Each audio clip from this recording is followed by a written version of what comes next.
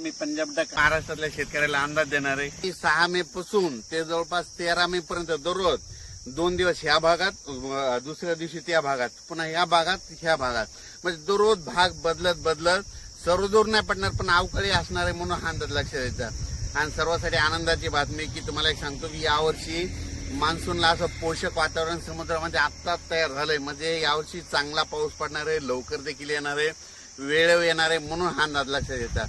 आणि तुम्हाला एक सांगू इच्छितो की यावर्षी जवळपास 19 मेला अंदमान बेटावर मान्सून दस्तक देणार आहे. म्हणजे 19 मेला अंदमानवर मान्सून येणार आहे, 19 मेला म्हणून हे लक्षात द्यायचं. आणि तिथून काय होतं की लगेच तिथून कंप्लीट 22 दिवसाला आपल्या केरळला येतो, तिथून 4-5 दिवसात म्हणजे 15-16 जूनच्या दरम्यान आपल्याकडे पाऊस येण्याची शक्यता आहे म्हणून हे लक्षात येतं. यावर्षी चांगला पाऊस आहे, खूप पाऊस पडणार आहे, त्याच्यामुळे काही चिंता करायची गरज नाही.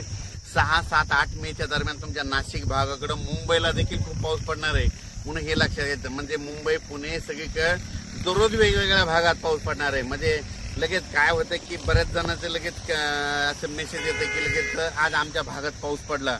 तर तुम्हाला सांगतो हे अवकाळी पाऊस सर्वदूर नसतो, फक्त जिकडे पडला तिकडे असतो. फक्त या पावसात विजेचं प्रमाण जास्त असल्यामुळे माझी शेतकऱ्याला विनंती आहे की आपली जनावरं झाडाखाली बांधू नका. आणि तुम्ही या अवकाळी पावसामध्ये काय करा की विजा कडकडत असताना झाडाखाली थांबू नका.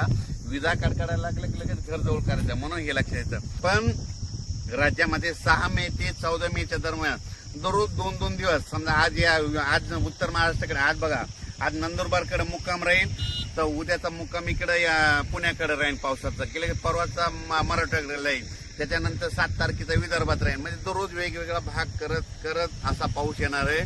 सर्वदूर काही पडणार नाही. त्याच्यामुळे सर्व शेतकऱ्यांनी